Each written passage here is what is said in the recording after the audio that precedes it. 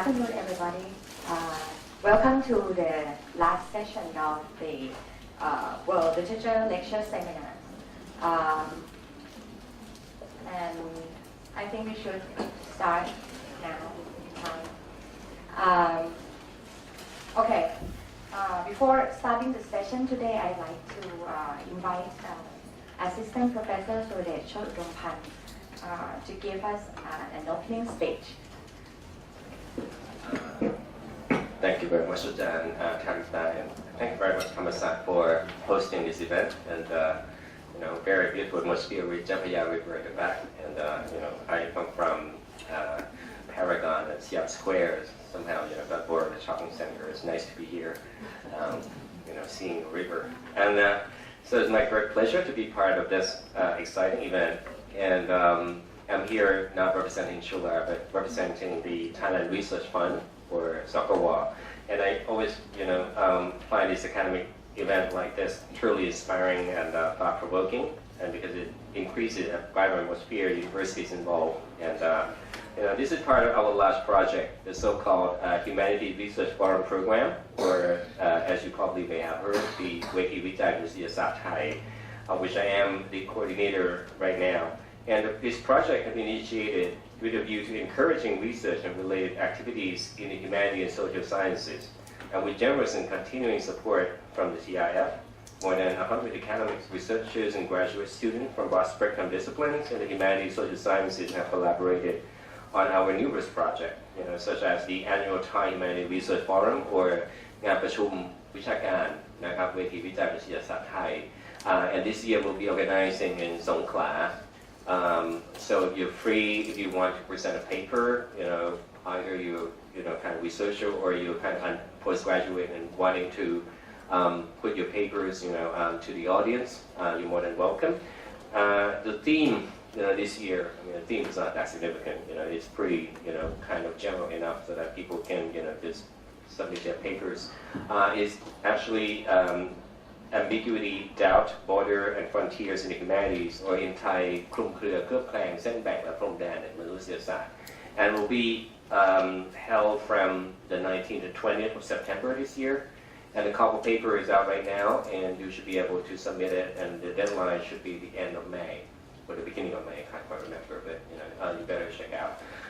And apart from this annual conference, we also encourage scholars to work together under certain themes or topics, that are currently, hot. And so currently we have an ongoing workshop called Debating Values, or in Thai, ถกเถียงเรื่องคุณค่า in which we approach a new generation of scholars from various disciplines and institutes to work together to deliver papers under the common theme, which this year is multiculturalism and its consequences. And we are having scholars from Thammasat University, say, อาจารย์ปรีดีหงส์ต้น and อาจารย์วิศรุต พึ่งสุนทร contributing to this project as well. So our program is a humanities research training program, the brochure, which you probably, see it, the beautiful yellow, brochure, and with a little, picture of 8, about to hatch there. So this project, or in Thai, aimed to groom our budding researchers and teaching them how to deliver quality research proposals. And this program took place last year for the first time, and we had a number of quality junior researchers join our program, and some of whom are, from Thammasat as well. So, that's part of what we're doing. And this afternoon as well is part of our project, the so-called Weti Sathana Manusiyasat, or the Humanities Public Forum, which is now the 8th time that we got it running. And we have a chance, a very special one, to have Professor David Damrosch with us from Harvard University. So, I would like to thank so many people, in making this event happen. First of all, the TIF for their generous support. Also for Ajahn Harita Internam for agreeing to host this event, from Thammasat University, as well as the English and Language and Literature Department, in sort of their help and support, with Ajahn Chusak as well. We've been working together for a very long time. Also would like to thank so many people as well, like, my assistant here, one of them not here today, Akapon, and one of them are here, Pubet. Who's actually assisting me so many things to make this thing happen. Also, she's not here at the moment. Professor Suwanasatha Anand, the assistant director of the Thailand Research Fund, who sees the significance of this kind of activity and has given a green light, so that the project would get going in the first place. And last but not least, I'm grateful for Professor Damrosch, for kindly accepting our invitation. And we have known each other for so many years in the first meeting of the Institute of World Literature, in which he is the director. And in Beijing, China, that was, 8 years ago. Time, please, I lost count. And then we saw each other again in Istanbul and then in Cambridge, Massachusetts. So here we are, So he's in Thailand, Bangkok right now. So, in your talk, definitely this one will inspire, our colleagues and our junior researchers, to think more about in terms of, what literature is like. So I hope, you will enjoy his lecture as I will do. Thank you very much once again.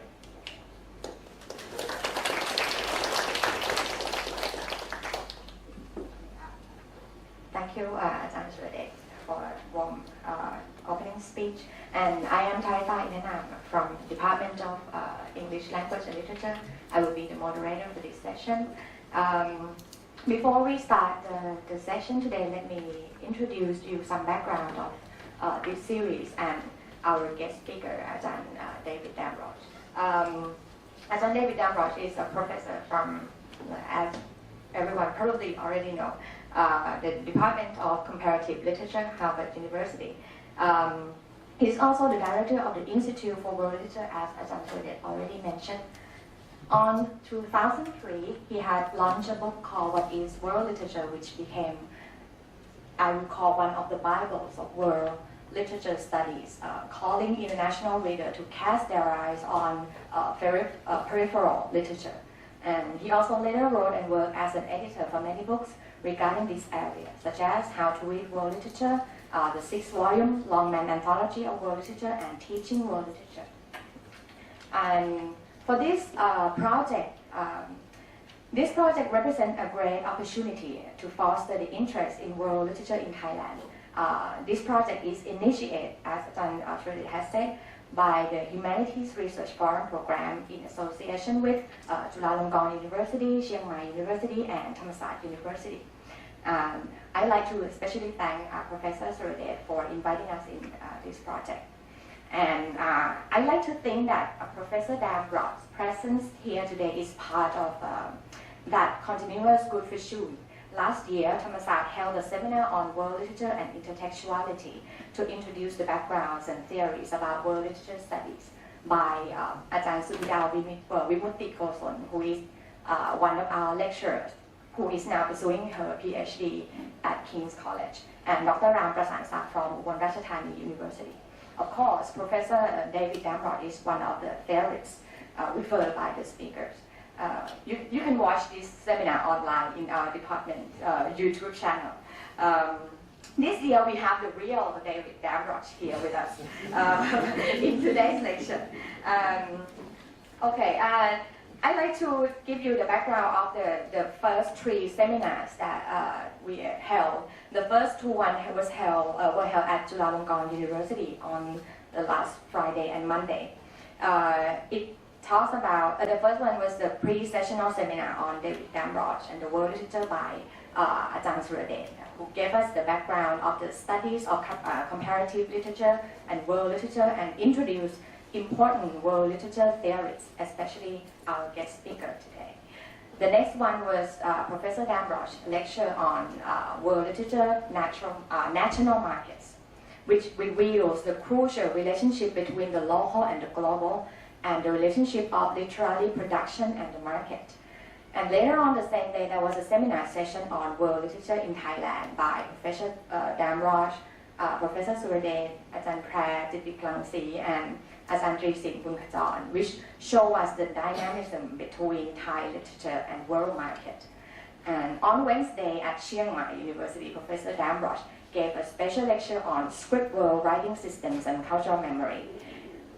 And today is the last session with a seemingly basic but crucial topic on what is literature. In the first half of the seminar, Ajahn Damrosch and Ajahn Suradej will do the world literature introduction for us. And then the second half of the session, Ajahn Damrosch will give the special lecture on what is literature. And then we will have some kind of a 15-minute coffee break and then come back for a Q&A session. So now please, give a warm welcome to Ajahn Damrosch and his answer.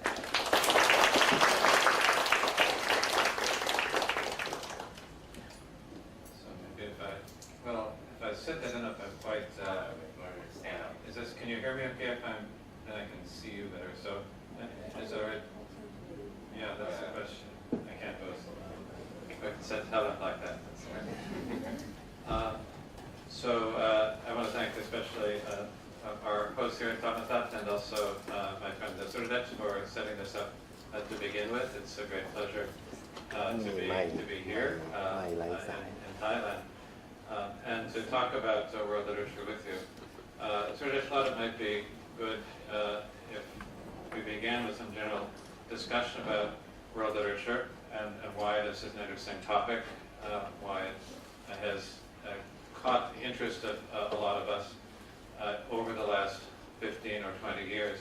So I thought I might say a little bit about that in terms of my own disciplinary formation, in terms of also English studies and comparative literature studies, and East Asian and Southeast Asian studies farther afield from my own direct knowledge. But it's very interesting now how the study of world literature has evolved in the United States, particularly out of comparative literature, but also out of, it existed traditionally in the U.S.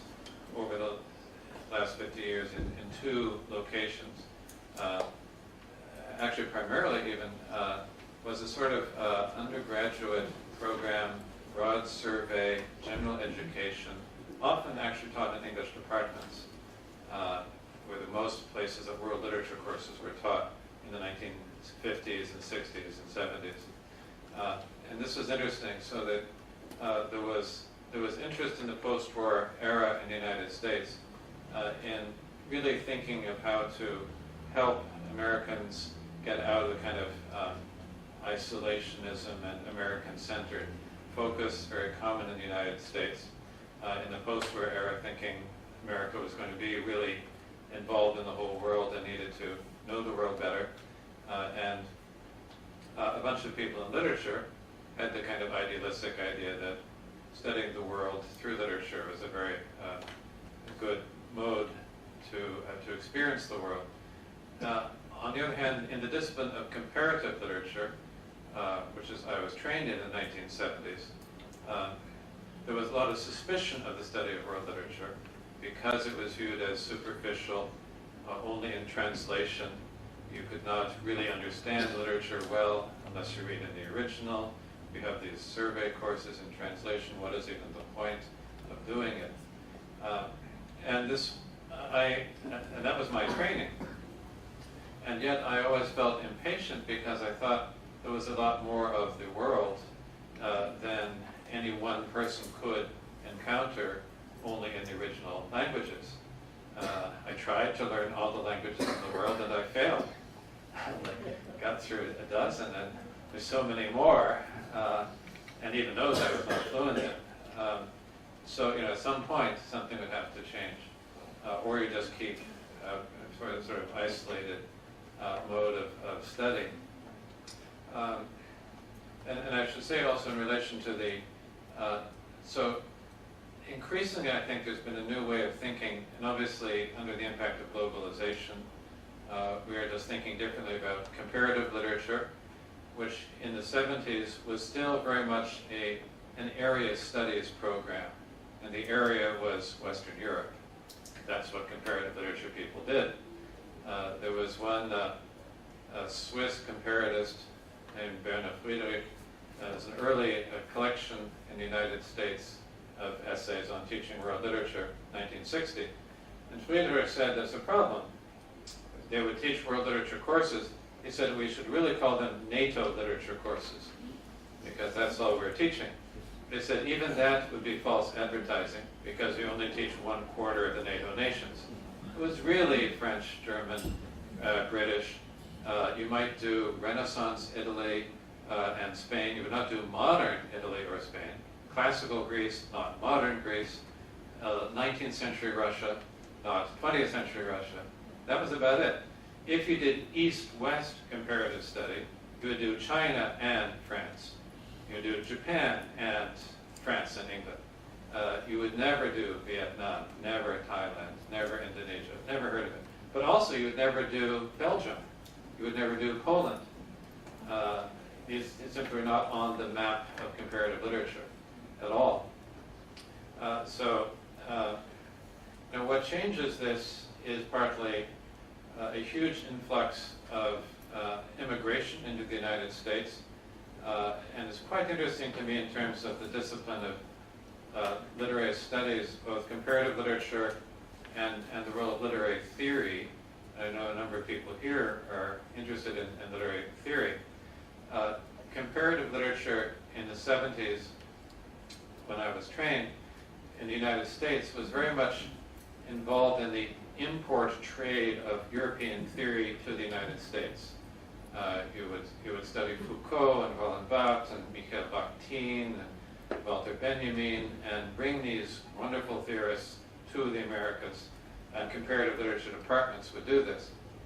It was very top-down, that is, the elite Ivy League leading universities would import this theory. It would trickle downward to secondary universities and maybe the best liberal arts colleges, very much oriented towards graduate students, not so much undergraduates, so it may trickle down and graduate to them.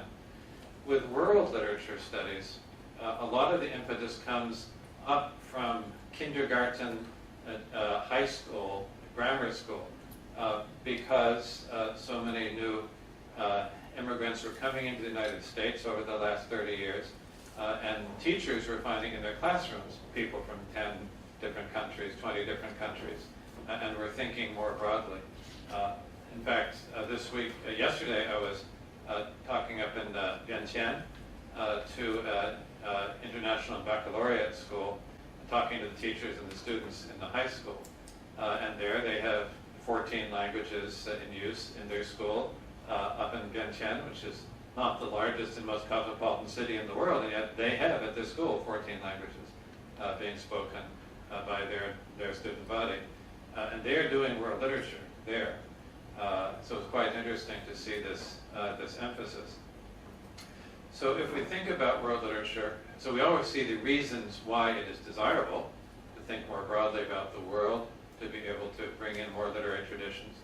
But we immediately see the problems as well.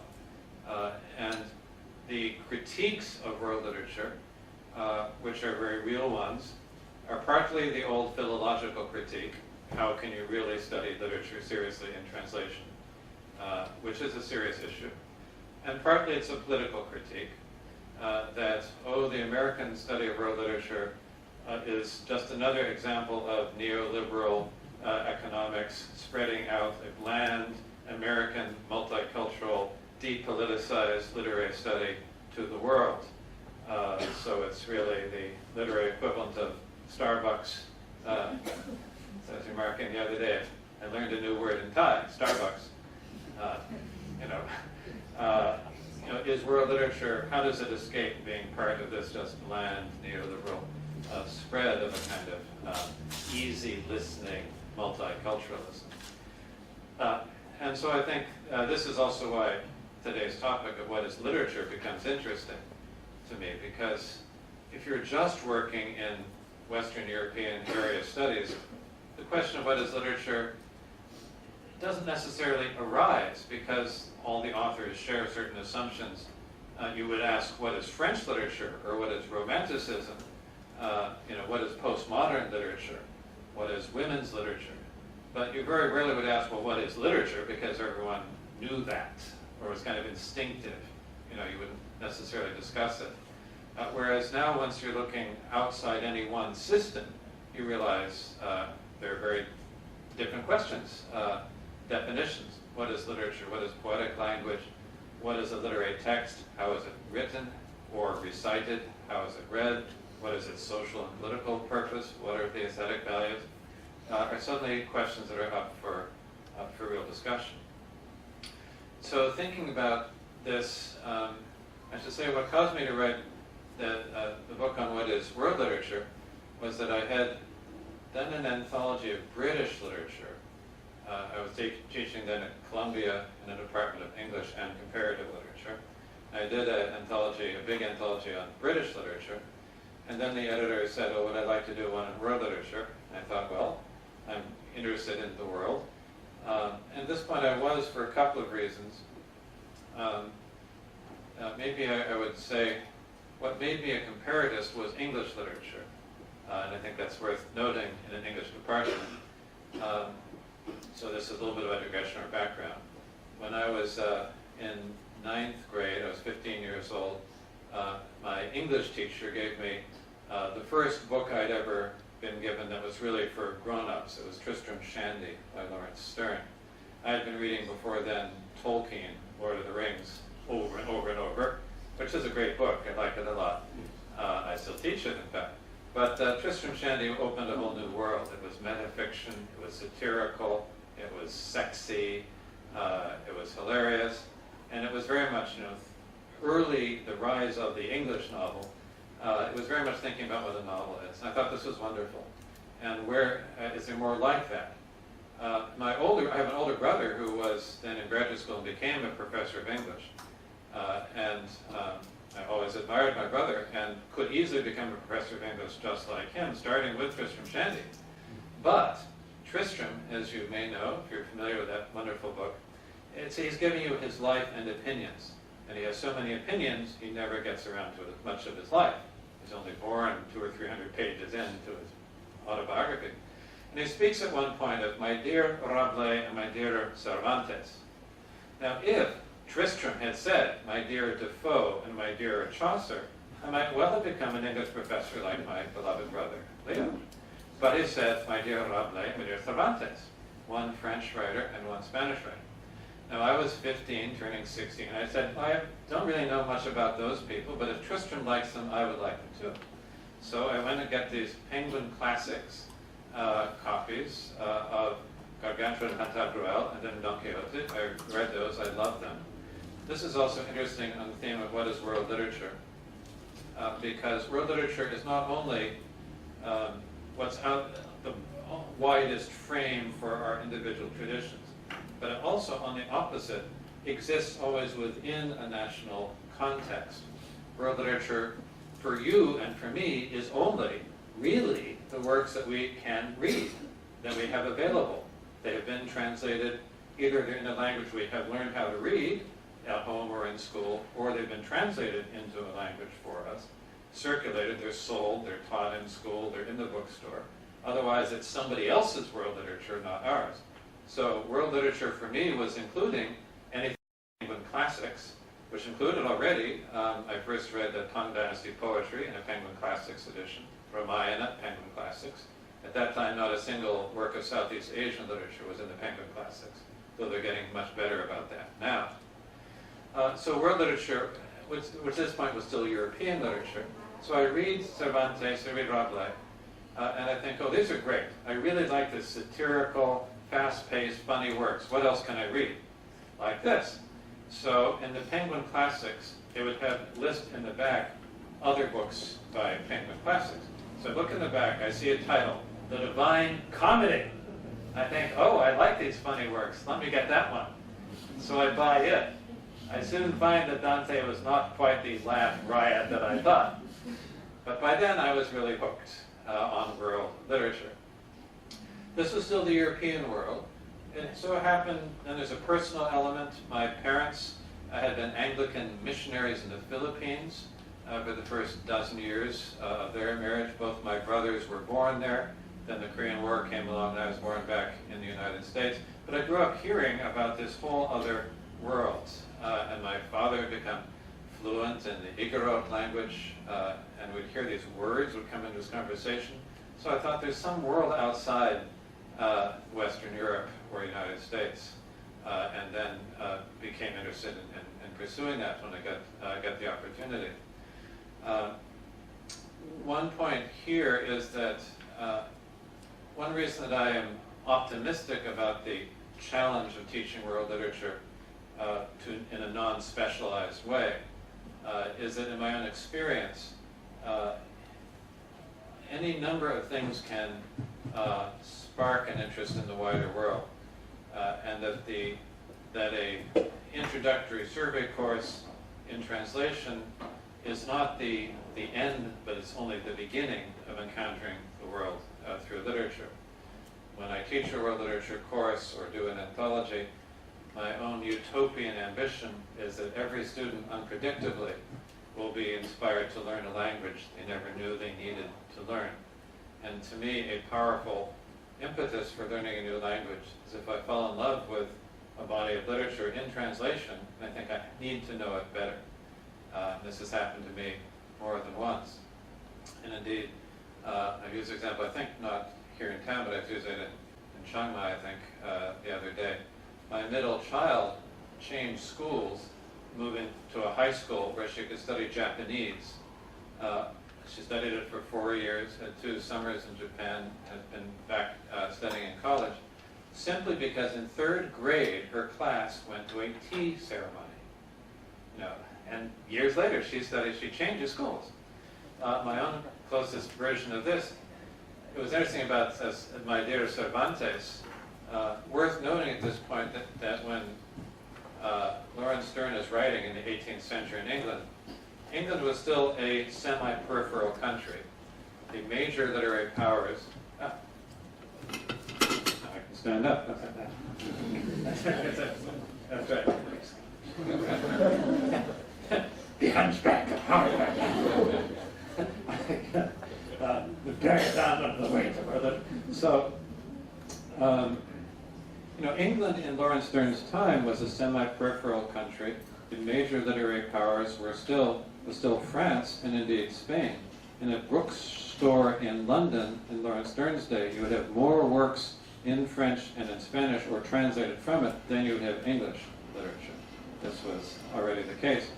And in my school, Anglo-centric parochial school in New York, the languages you could study when I was in high school were Latin, French, and German. You could not study Spanish, which was being spoken on the street outside. That was déclassé, lower class, you wouldn't do it. Shocking but true. And those were the 3 languages, French, German, and Latin, for which you had to take an exam on entering graduate school in comparative literature at Yale. Those were the 3. By special permission, you could do something else, like Greek instead of Latin, Russian maybe instead of, but I think you had to have French and German. You could not be a comparatist otherwise. Spanish, no one thought you needed to know that. And I never studied Spanish, but I learned Spanish for an unusual reason. As a freshman in college, I took an art history course, survey course in art history. Western art history from the Greeks on up. But my particular instructor was a young assistant professor assigned to do my section of the course, who was a specialist in the native art of Mexico, the Mayan and Aztec art. And he put in a week on this art just because he felt like it. And I got very interested in this Aztec art and decided to write my little term paper on a statue, very resonant, scary, amazing, gigantic statue in the Museo Nacional de Antropología in Mexico City. And it's a strange iconography. And I was just a freshman. I wasn't doing anything like serious research, but I looked around a little bit to find something that would help me understand this thought world behind this strange statue where the head has been cut off and instead the head is serpents coming out, necklace made of skulls and so on. And I found a book called Aztec Thought and Culture by a Mexican scholar, Miguel de la Portilla. And he used a lot of Aztec poetry to illustrate, to understand the thought world of the Aztecs. Now, I was reading this poetry. It was a translation of a translation. So the Nahuatl original, he had translated to Spanish. Then it was an English translation of a Spanish text. A translation of a translation. I thought it was absolutely heavenly. It blew me away. I'd never seen poetry like it. I thought, if I ever get a chance, I would like to know this better, which meant I wanted to get at least a basic reading knowledge of the language. 4 years later in graduate school, I found a course in Nahuatl being taught in the anthropology department. No one in literature was looking at this. The enrollment in the course doubled when I signed up, and I studied Nahuatl. Now then, I realized soon that if I was going to work on Nahuatl, I needed to be able to read Spanish, because so many editions, translations, half the dictionaries were in Spanish. So I studied Spanish. as a result of which I can now read Cervantes in the original, thanks to Aztec, thanks to 1 week in a freshman year survey course of art history. So, you could say there's nothing more superficial than 1 week on Mesoamerican art, but look where it leads, right? Now, and unpredictably, you don't know who is going to be inspired to do what. So I think I agree with the critique of world literature if it is only a brief introduction in translation, but it should never only be that. And particularly, of course, advanced scholarly work, all the good scholarly work in world literature that I know involves people who work in one or more languages very seriously. And one advantage of world literary studies compared to comparative literature, I think, or one feature, comparative literature used to be, it grew up as a discipline in tandem at the same time as the growth of the academic study of modern national literatures. It was a kind of oppositional force against nationalism in the 19th century and the first half of the 20th century. But it was also so much within the mindset. We have a chair here, I know. A couple of people coming in. Dutch just criticized me, I'm too popular. You see, that's the problem. Superficial, speaking to you only in English. Optimistic, exactly. Would you like a latte? I'll give you a Starbucks right here. Maybe it doesn't mean it as a critique, but please use a chair here. Now you see, I forget what I was saying. There was latte. No. He remembers what mattered, right? Yeah, that function, that national, right. National latte. So the comparatives of my generation, if you were doing a PhD in comparative literature, you would do, one French work, one German work, one English work. It was sort of like my mother's dinner plate. Something green, something red, something white. Some meats, a vegetable, potatoes or rice. Sort of looked like the flag in Italy. That's what you had. Now, world literature studies can go into more languages or fewer. For example, I wrote a book on the history of the Epic of Gilgamesh. It's an entire book on one text and how it travels in the ancient Near Eastern world, then gets rediscovered in the modern world, travels around. And this is a world text and a study of a text in the world through just one literature. So this seems to me also quite interesting, that one can look at Thai literature, cases of this, how it relates to a wider literary system, think about it in worldly terms. One of the things that's interesting now is, I think, so world literary studies, just as world literature can either be the outer frame or exist within national literature. Some of the most interesting work now in world literature is very localized. I have a PhD student right now who's working on Syrian poetry of the last 20 years in Syria. And is looking at these Syrian writers, how they use world poetry to inspire new trends within Syrian literature and to get out of the confines of a rather restricted cultural, political, isolated discourse under the Ba'athist regime in Syria. This is really world literature. Focus on Arabic poetry in one place, but in a very worldly way. And I think quite different from the older comparative study, because what I started to say about the national tradition, people like René Wellick assumed that what you're doing is you're comparing different national traditions. That is what comparative literature is. The national traditions are entities that exist themselves, and you compare them. And then world literature, you don't want to do too much. This is the foreign trade of literatures. Or, if you want to get beyond that, what Wellick was pioneering was literary theory. You look at broader structures of signification as a way out of the narrow nationalism of the comparative literature before Wellick's own generation in the middle 20th century. But I think we can see increasingly that actually world literature, the national traditions are closely intertwined. There is no such thing as a national tradition that grows up in isolation from other traditions. Now here in Thailand, you know that extremely well. The Ramayana comes The Romance of Three Kingdoms comes from China well before you start to get even European novels. All of this happens to create what we can call a national tradition in Thailand. Same thing with Lawrence Stern, English literature in the 18th century. Probably the only case I can think of a national tradition or a particular tradition that's not international is probably Sumerian literature in the 2nd and 3rd millennia before Christ, because almost no one else knew how to write at that time. And yet, even there, the world's first known patron of literature was a guy named King Shulgi of Ur. He lived 4,100 years ago. But he commissioned the first poems about Gilgamesh, in fact, in Sumerian that we know about. But he prided himself about being fluent in 4 languages, which are all spoken in his court. He said he could switch from language to language faster than any of his counselors. And he said, when I do this, they stare at me like idiots.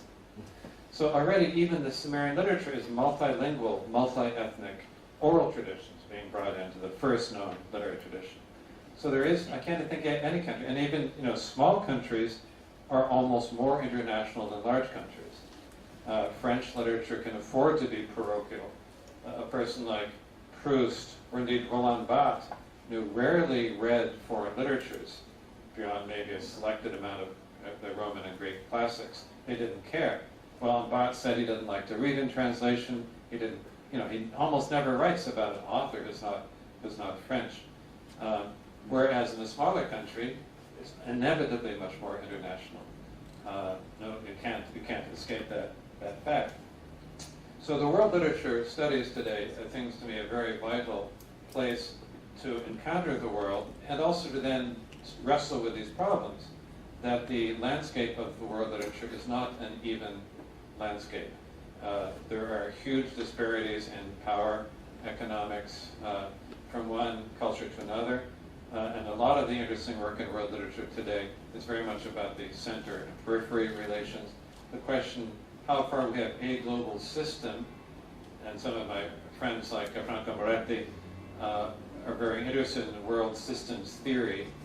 I myself am a more pluralist, and I think world literature is actually very multiple. There's not one world system when it comes to world culture, I think. World cultures. And we should probably speak of world literatures in the plural. Particularly if you think of world literature as existing for any one of us, where we are in our particular educational system, national market, then there are many world literatures. The world literature I could encounter in my bookstore as a teenager in Manhattan would not be the same world literature you could find here, not the same as someone would find in Beijing, not the same as someone in South Africa. Many different world literatures, not one world system as far as I can see. At the same time, the disparities of power are very strong. Franco Moretti has an essay, Conjectures on World Literature, in which he says the system is one but unequal. I would say it's many and unequal. And this is something already being theorized by the very first scholars who think about world literature. For example, the founder of the first journal of comparative literature in the world was a guy named Hugo Meltzer. He was a Transylvanian scholar working in Cluj, C-L-U-J, a city that was then in a Hungarian city in the Austro-Hungarian Empire. He was of German extraction. It is now in Romania. The city hasn't moved, but the borders have moved. Linguistic markers have moved. And Meltzer was very concerned. He learned Hungarian and Romanian only in school. He grows up speaking German. He gets his PhD in Germany. But he's very concerned with these minority languages, the smaller languages. And in his journal, the Acta Comparationes de Universarum, in 1877-78, he has 10 official languages. He wants polyglottism. He wants everybody to study many languages. And he wants to protect the less commonly spoken languages. It's the first case I know of someone who talks about smaller languages as endangered species. He says, in a year when we protect the European bison, we must protect the literatures of the less commonly spoken peoples. And he has an attack on the Russian Empire for banning the use of Ukrainian in Ukraine. He says this is a sin against the Holy Spirit. He uses religious language. And he refuses to allow Russian as one of his 10 official languages. He punishes Russian. He banishes it from his journal. He is Icelandic, but he does not have Russian. He also does not have any Asian literature because he says, if you will start using the Roman alphabet, then we'll be able to have you in our journal. I think it was practical. I think at that point the typography was just too difficult. He couldn't deal with it. But it was also probably something cultural. But he was very interested in the whole world, but knowing these problems. Very interesting also is a guy named Georg Brandes, B-R-A-N-D-E-S, a Danish scholar. He has an essay on world literature from 1899, in which he says that world literature is an unequal battle. If you work in a major language like French or English, you have more powerful weapons. He uses this military language. Then if you work in Danish or Finnish or Greek, you lack the most powerful weapon, a powerful language. And he says this means that a third-rate French writer can be read around the world, whereas a first-rate Danish writer you may never hear of. So he's already theorizing this, and it's not just at all a matter of, you see, non-West versus the West. It is really the peripheral and semi-peripheral countries anywhere, including right in Western Europe itself, like Denmark. And I'm very interested, as an anthologist, quite inspired by these strategies that both these guys I mentioned, Meltzer and Brandes, use to promote their local literature.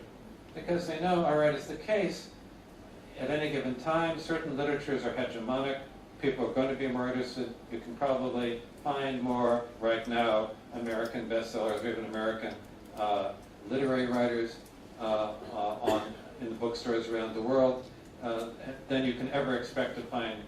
You will not find that many Thai writers, that many Vietnamese writers, that many Danish writers. So what are you going to do? Both those guys decided they would pick their favorite writer and promote them heavily on the world market. So Meltzer, in his journal, he takes the national poet of his generation, the Hungarian national poet Sándor Petőfi, and he gets Petőfi translated into 32 different languages just in his journal. More and more translations. Anywhere he can, he gets them translated and publishes it in his journal. Brandes decides he has two people. He has Kierkegaard, and he has and he has in Norway Ibsen, and he starts promoting them. And he gets Ibsen translated. He makes friends with English translators. Gets a guy named William Archer to start translating Ibsen. Ibsen becomes a world author. Still one of the most popular of world authors today, thanks to Georg Brandes, who is an activist and who thought very hard. All right. I love 50 Nordic authors. I have 2 that I think I can sell on the world market. And he did. And I think any one of us who loves some literature that's not in one of the few hegemonic languages can really learn from this strategy. And it means thinking, not simply which are the best authors in our tradition, but which of the best authors will speak most broadly around the world. What is it about this author that makes it, this is the moment for this author to reach out? And I think, very interesting, I was reading some of the Seawright anthology Dutch gave me, and, some of those authors are really amazingly powerful in English translation to me reading without knowing the Thai context. Others of the other authors I can see I would need to know a lot more to appreciate that author. And that can be an equally good author, but the ones that I will try to put in my anthology are the ones that think, all right, I can give this to a teacher who knows nothing about Thailand, and they can teach it to an American student and get them excited. So this is the strategy that we always want. And, yes, it would be nice. I mean, Brandes was annoyed that third-rate French writers could get read, but this is the reality of the cultural situation.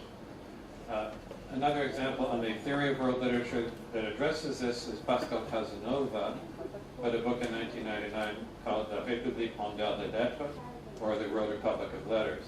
And Casanova, French critic, scholar, is very interested in this process of the market and how she makes a rather strong claim that to become a world author, you have to become famous in Paris in the 19th century or the 20th century up till World War II, now you have to become famous either in Paris or in New York or in London. She has a very restricted number of centers. I think too restricted. I think there are other modes of circulation and so on. But there's something about that the circulation of world literature has something to do with markets that we should acknowledge, but I think also not be the prisoners of these markets. I thought, well, surely this is a little bit patronizing. She says, oh, she's going to defend the peripheral writers, and the creativity of French literature comes from outside, from these peripheral writers. I think it's an exaggerated claim. It's kind of anti-nationalist, though oddly nationalist, because France is still the center. It's now the decentered center, but it still sort of feeds the amour propre of the French. And it ignores the fact that still a national writer can be a great national writer, like Proust. But also I was thinking, well, isn't this kind of patronizing to the peripheral writer? You have to go through Paris. And I was teaching a course at Columbia with Orhan Pamuk, who's there half the time. And I asked him what he thought about Casanova, and I thought he'd be annoyed and say, I'm a good writer, I don't need to go through Paris. And he said, well, if you want to play the game, that's the rules. In the case of Pamuk, it's very interesting. He, and now particularly global English, is of course a very powerful medium. And move slides. I didn't mean to have this distracting slide behind. That was not Pascal Casanova there. We'll come back to that, the day 10. For Pamuk, his work has been translated into something like 65 languages now. And it's thanks to a world market that a young Turkish writer can win the Nobel Prize, writing in a language that's not a major language, it's not even an Indo-European language, completely different. And half of his translations are made through English, or in some cases through French. And so he pays a lot of attention to the English translation. And since he's fluent in English, he can do this. But he says he would much rather have a good translation through English than a bad translation direct, or no translation at all. So, there may not be anyone who can make a good literary translation from Turkish into Vietnamese, but they can do it through English or French. So it's fine with him. He's quite okay with that. So I think these cultural imbalances are also things that creative writers take advantage of. So you can say, oh, it's terrible that English is sort of spreading around the world, but for Pamuk, it's a very convenient mechanism to get himself read in Thailand and in Vietnam and Kazakhstan and all kinds of places. In the Republic of Georgia is translated into Georgian now. In that case, directly from Turkish, but all these places come. And for me, as an anthologist, too, the market is our context. We start from that, and then we push against it. So in my world literature anthologies, you have to have, they're trying to be global now, the Norton anthologies, others that are done in the United States. It is still the case that they're about 2/3 Western, but now they're about 1/3 non-West. This goes in a generation. It used to be 0 non-West. It's now 1/3 non-West. I think it's a significant improvement. It's still nothing like proportional to the world, and it is still very difficult to get the American teachers to teach the non-Western material. They like it in theory, but they don't feel trained, they don't know what to do about it. So for me as an anthologist, and as a kind of activist, how am I going to get people to read it? How am I going to get people to teach it? Just, am I running out of time? I get one example. Are we okay on time? So the World Literature Anthology, and these American big ones are like 6 volumes, 6,000 pages. It's a 19th century volume. And when we were doing ours, I was aware that the existing anthologies had almost no non-Western material in the 19th century. And partly it's because American teachers simply don't know about non-Western material in that century, know much more about, say, Tang Dynasty poetry than any late Ming Dynasty poetry in China. And partly I think literary production was in a period of turmoil in the 19th century in many parts of the world under the early impact of colonization and so on for various reasons. But I wanted some really interesting, what could I find 19th century outside, from East Asia, East or Southeast Asia. And I looked around and I came upon the Tale of Q by Nguyen Du, foundational work for modern Vietnamese literature, verse novel written around 1800, 1810. And so I wanted to put in some good selections from this, about 30 pages, this fabulous picaresque novel, very interesting verse novel. But I realized if I just put it by itself, it would simply disappear. Teachers would not know what to do with it. No one would use it. You could put it, you're wasting pages in the anthology. It's sort of tokenistic. It's not going to do anything. So with the anthology, we created at many places clusters on some theme or some issue, really to get teachers to see, oh, I could have a week on this. So in this case, I created a cluster called the National Poet, and I put Nguyen Du together with Pushkin and Wordsworth and Walt Whitman and two or three others, making a cluster that you could then teach in a week. And really it's giving the teacher a way to say, oh, now I see how I can use this. And I was lecturing a couple of years after I put out the anthology, and I thought, well, maybe, at a few really elite schools, someone will teach the Nguyen Du. But in fact, I was lecturing in the University of Nevada at Las Vegas, which is a commuter school, very working class school. The students are largely working in casinos at night, and they'll go to school in the day. It's the opposite of night school, because they're working primarily at night. And one of the teachers said that one of her students was very excited because she finally could read The Tale of Q, which she always heard about from her parents, who had emigrated from Vietnam, but she had never seen the text. And it wasn't just the Vietnamese kid, but all kinds of kids were reading it. In my world literature class at Harvard a couple of years ago, was doing a thing on classical Persian Arabic poetry, a session which I only read in translation. And one of our students said, would I mind if he would recite a poem by Hafiz in Persian, the great early Persian poet. I said, wonderful. He did this, the class applauds. This was a kid from the Dominican Republic in the Caribbean. No Persian heritage at all. He just got interested, and he was doing second-year Persian, and he had memorized Hafiz.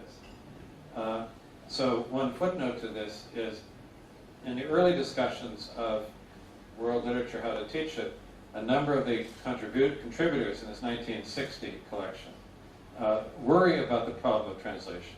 And how can you bring in the original, at least enough of it to give people a sense of flavor? One thing that's interesting is that everyone who talked about that assumed that the only person who knows the original language is the professor. Actually now, in our classrooms, many more languages will be known by the students than just by the professor. And it's a bit a matter of changing somewhat the authority relation of ourselves as teacher to the students, because they may have more cultural context information than we do. And it's wonderfully empowering the student who knows something of the Quran to be able to say, oh wait, this is how we talk about it at home. I know something about this. Or the kid from the Dominican Republic, I know that language that you, the professor, don't. This is very, I think, inspiring. And also leads just to say, finally, in the multimedia world, you can do all kinds of things with the students to explore the context.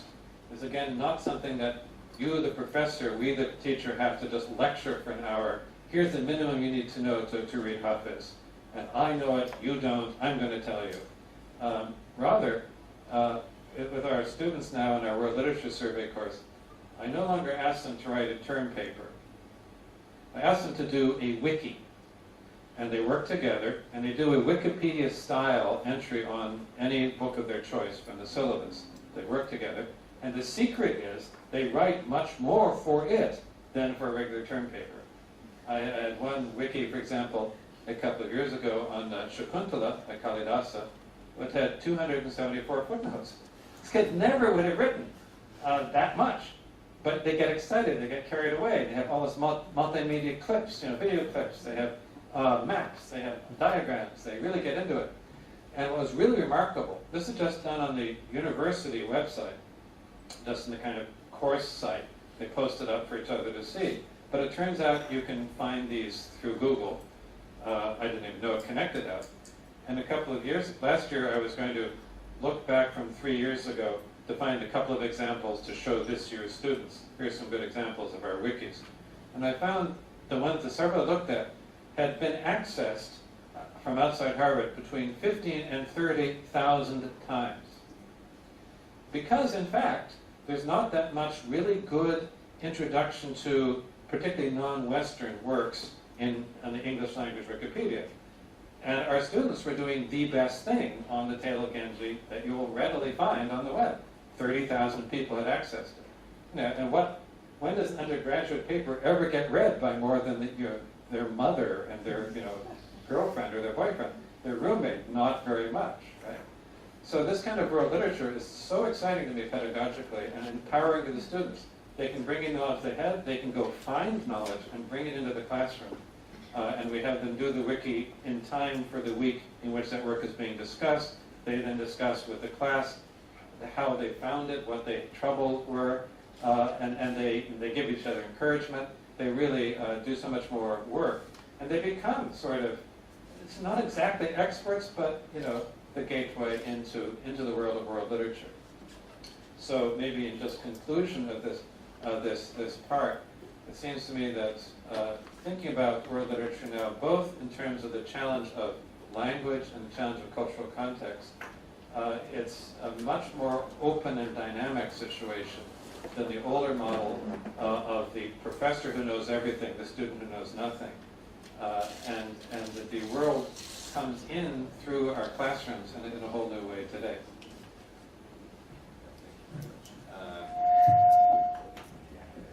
I think we probably will have some time for some questions. Are there any kind of immediate questions right now? So Jeffrey. Maybe we should follow up on this and throw it open to the audience. If you are the Thai Brandes and you have to recommend one Thai author who will be readable in English or other international languages, who would you pick?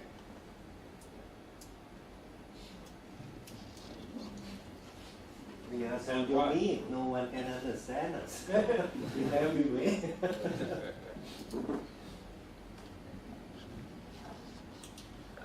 Just to follow up a little bit on that, I did send David the translation of the Sila anthology, in English. So they have a selection of short story from is it Wanita Anand, the Patikam, which I translated to Bata in English, as well as the short story is a kind of Song Chao, the classical Thai dancing that was played by the Songs of Leaves. Do you read that one as well? I'm not quite sure, but there's this Mid-Road.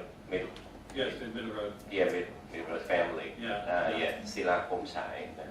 And that's the thing. So here's my question. You talk about Alvin Pamuk, saying that Paris is the center, and if you want to be recognized internationally, you need to play with the game. But my question is that, in the long run, that surely the directions of the writer, if they want to get recognized, will be somehow narrowed down, by this sort of attempt at recognition. For example, if Thai authors, want to get recognized, in the international market, does it mean that they need to write in the way that Western authors, want Thailand to be, which is full of prostitutes and then, have a lot of corruption, the police organization or something like that? I mean, what would you think about that? But the market will in the long run jeopardize, the sense of credibility of, national writers.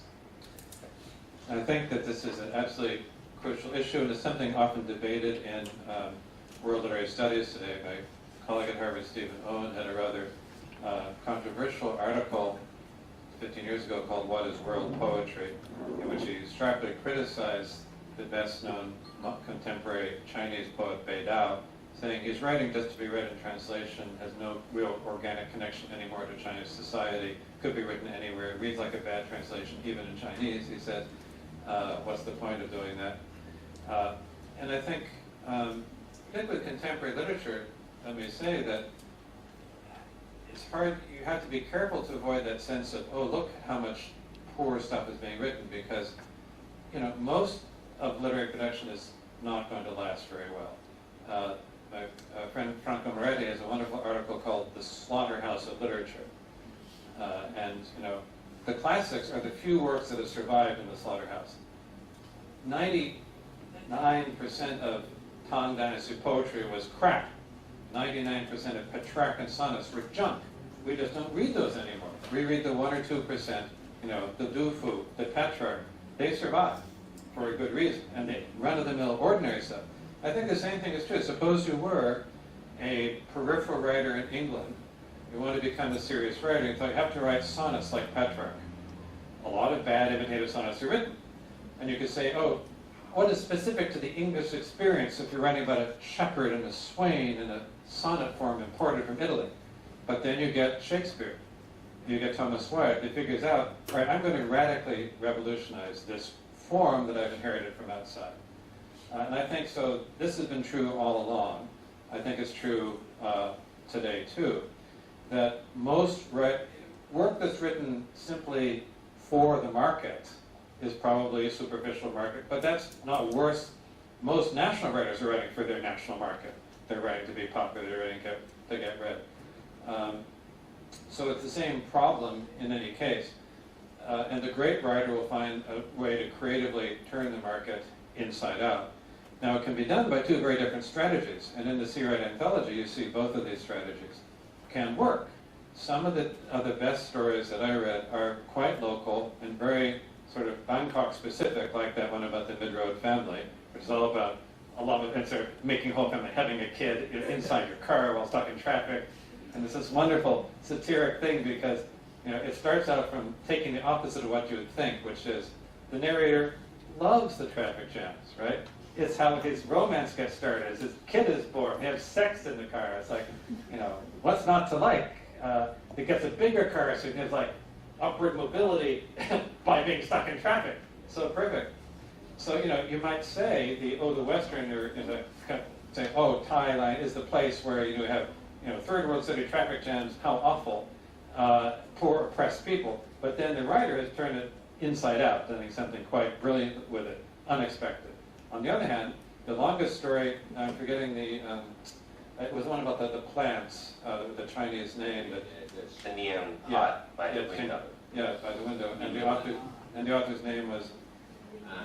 My name is ต้นเฉนียงกระถางเฉนียงริมหน้าต่างของคุณวิลเลียวารีนะครับที่ว่ามีนางพยาบาลจะไปช่วยที่บอกว่าที่คนไข้กำลังจะฆ่าตัวตายนะฮะ And so this is a story. It's about 30 pages long. It's absolutely heartbreaking. I thought it was a brilliant story.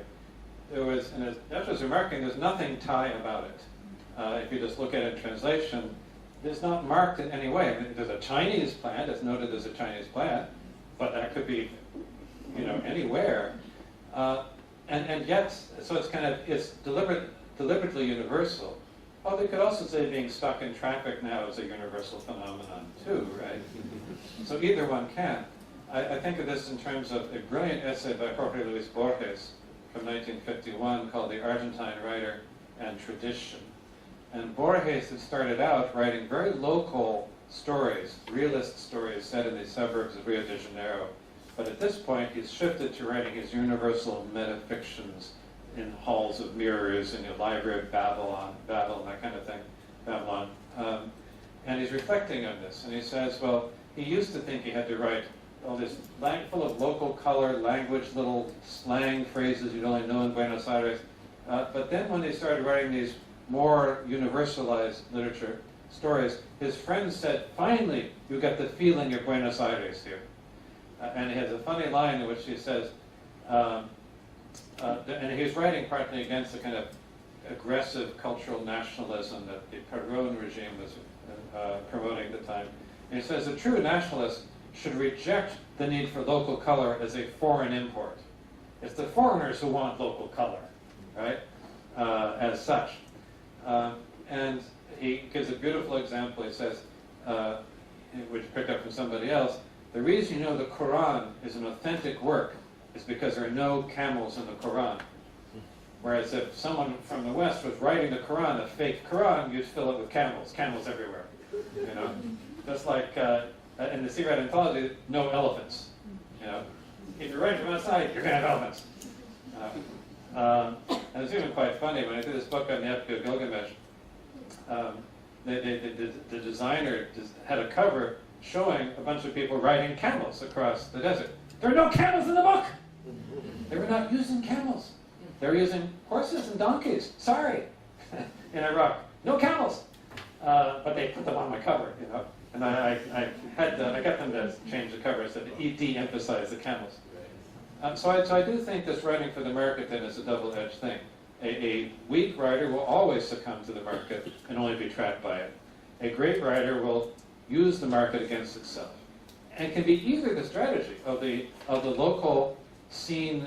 I mean, both those stories are in fact very local. One is in a hospital room; it's localized to this room in this hospital in Bangkok, and the other is localized to a certain street scene. But either way, they're both Thai. As Borges says, you know, if your national identity is really who you are, it will be there in every story you write. Shakespeare's plays, he says, were just as English, whether he was set in them in Italy or in England. It didn't matter. Otherwise, it's just affectation and window dressing. There's no point about it. I have to compliment you on this very refreshing lecture. And it is refreshing because your approach to literature is experiential. And you're giving back confidence to the common reader. Whereas in many quarters, people are trying too hard to sanctify, not literature itself, but literary study. And that is the original sin of literary study in this country as well. So, but my question is that if you push your argument to the extreme, would you come to the point where you could say that there's no need for university? Because if you read enough, you accumulate your experience in reading, and you start thinking, you continue thinking critically, then you come up to a certain point where you can confront any literary text with your own standpoint, which you are always prepared to share with others. And it will make your standpoint will make sense to others as well. So there is a danger in your approach. Maybe because What is that, a business? Because we teachers of literature will be out of jobs because nobody would want us anymore. You think that there is that little danger. You're going too far with your approach. Because I came to this lecture with a prior skepticism. I thought, coming from America, you would come with a bag of theories. Not at all. Just common sense. And this balancing act between common sense and theory is so admirable. Your colleague from Columbia has been here, Antoine Bombagnon. And I think he takes the same approach as yours. But he still maintains that he's at university. Yeah. Whereas you don't claim at all that you're a university professor. You're running down the status of the university professor. That's a wonderful comment. So, you know, if I've really done my job well, I've wasted your time. You realize you shouldn't have even come. It sounds like a Zen sort of perfectional thing, right, in which the true mastery is you realize you don't need the master, right? I kind of like that. I think it's a very Buddhist sort of perspective. I subscribe to it completely. This is interesting. This will come up in the second part about what is literature, because the extreme would be the kind of American individualism in which you can just, in that sense I'm very American, you can just read whatever you want and, you know, make your own world literature. This has to be in interplay with the need for community. And as we'll see in the Sanskrit example, which actually if you saw there, some of you have seen this article, it's already there, and I'm going to use it here among the other things. I think really literature requires a community. I think precisely the goal of being able to take charge of your own reading, to really read on your own, should be a lifelong goal for which serious training in college is absolutely useful. And I think that when I speak of adjusting the authority relation between the teacher and the student, it doesn't mean giving up our authority as teachers. I don't think students want that or would benefit from it. But it's a more interactive relation. And I think absolutely we as teachers, I mean, I'm not a specialist in Sanskrit poetics. I'm a specialist in reading. Students who come into my college are not very well trained readers yet. My hope is by the time they get out of college, they are much better readers. They can actually now use the tools we're giving them. But absolutely, I view our job as providing them a toolbox and giving them the skills to use the tool. I don't view our job as to mean that they always have to call us every time they need the tool for the rest of their lives. That would be a failure to me.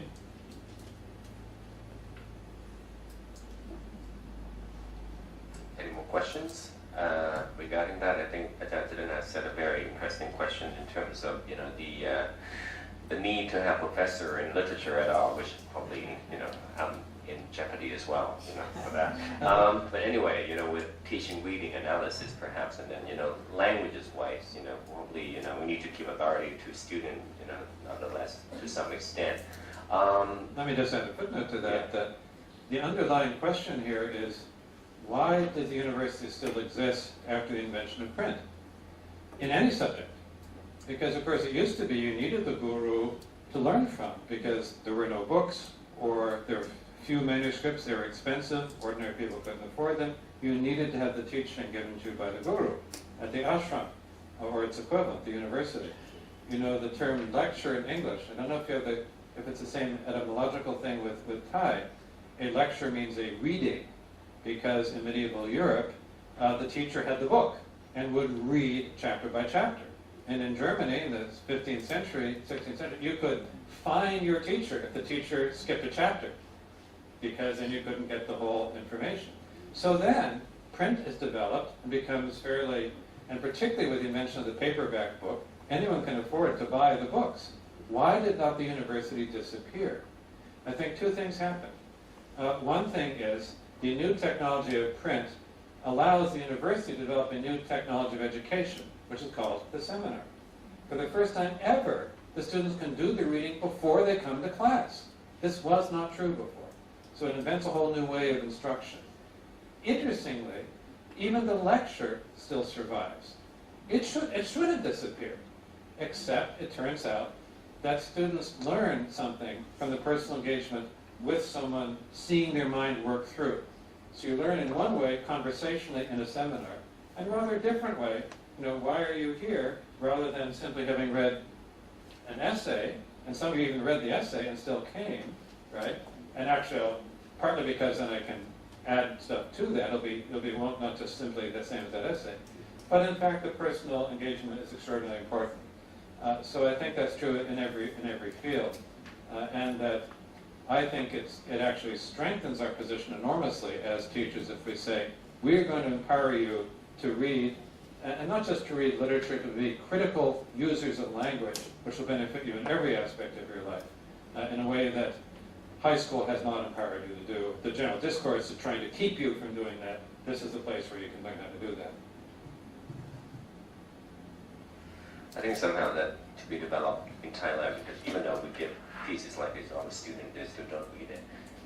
So it's kind of a matter of lecture to force them to read, beforehand. But anyway, so some of them just prefer to come to lecture without reading, and maybe reading afterwards. So. But that's the other side of it. I mean, a good lecture may inspire them to go back and do the reading they were supposed to have done before, and that's all right. Yeah.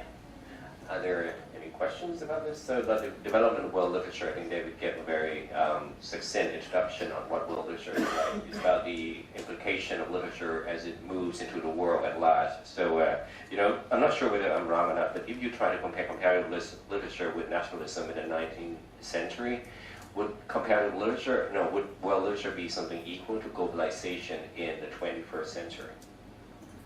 Would you go as far as that? Or?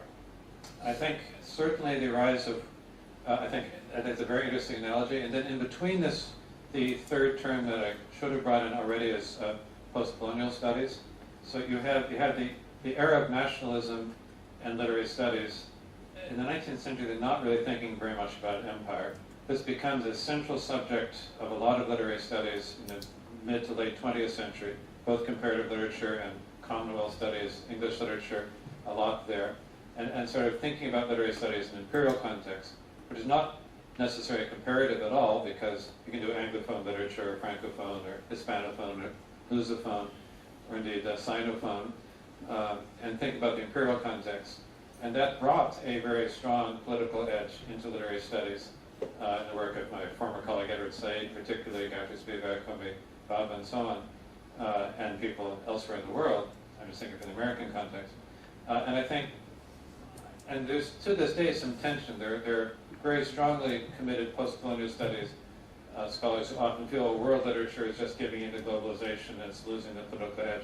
But I think if it's done well, it retains that and actually learns a lot from post-colonial studies, that these imbalances of power are very strongly involved.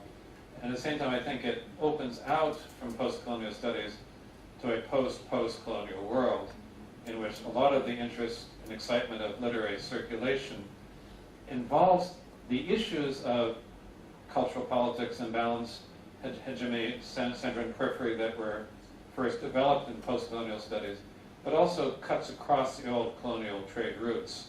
So Pamak, who's reading Garcia Marquez, who's reading Faulkner, there then being read. Desh and I are both contributing to a collection on crime fiction as world literature.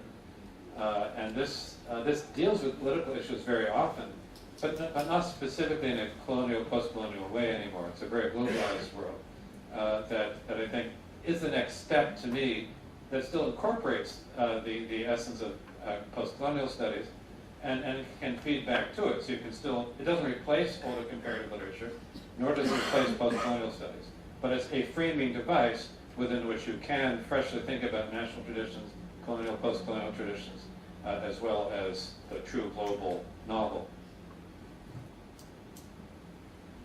Okay, shall I? That's a hand in the back. Yeah. My interest has always been children's literature, and when people talk about sort of marginalized body of literature, or something that gets pushed to the side, that always gives me sort of this odd feeling, because I feel like children's literature is just that. It always gets pushed to the side of the real body of marginalization.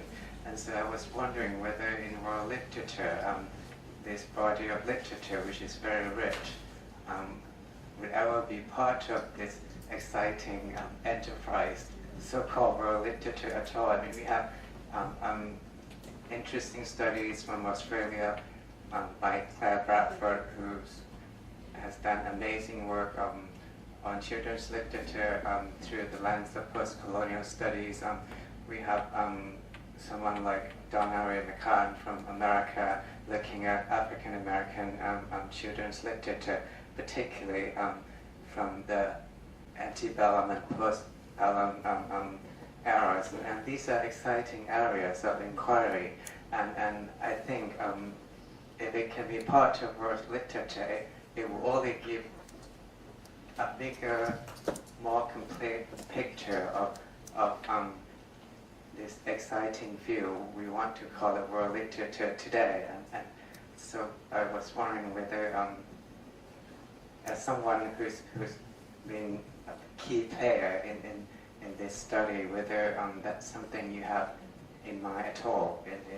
Yes, indeed. A very recent PhD from my own department did a dissertation on children's literature. It is a subject now being found that I think would have seemed déclassé a generation ago in many departments.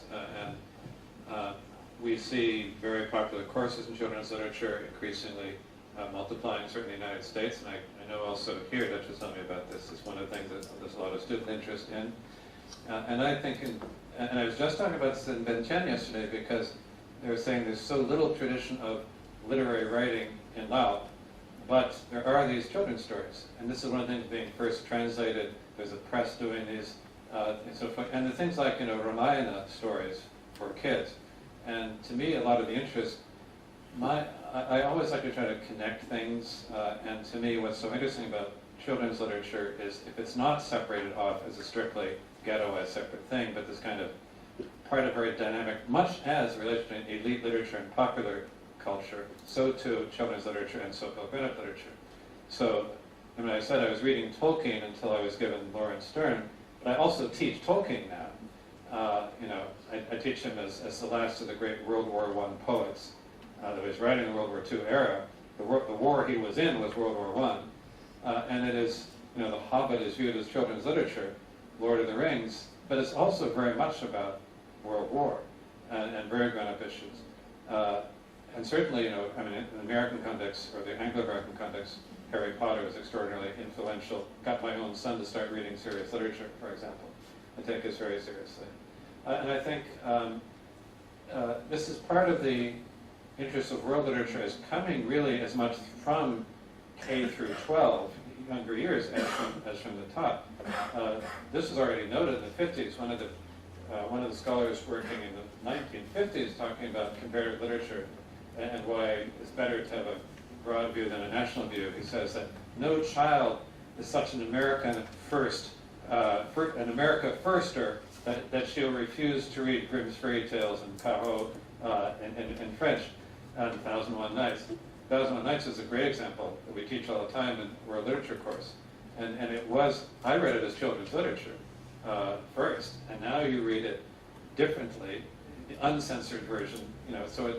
I love these texts. They're uncanny in that they circulate across what are supposed to be different boundaries. I think the children's literature is totally, both it is universal in so many ways, and it's always also local. So the Grimm's fairy tales are very German, and it's worth remembering that the Grimm brothers Grimm collect those fairy tales as part of an effort to understand what is a German essence of a German culture.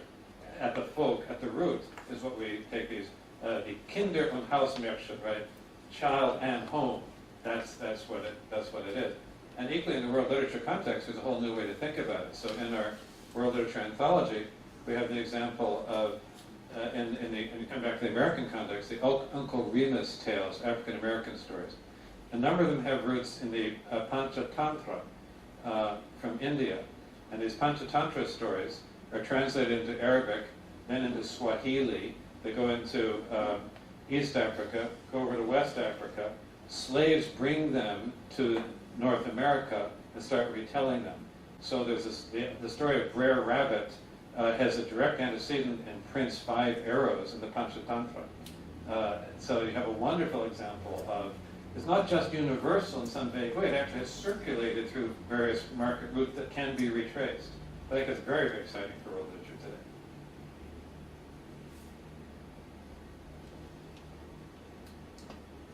Any other questions?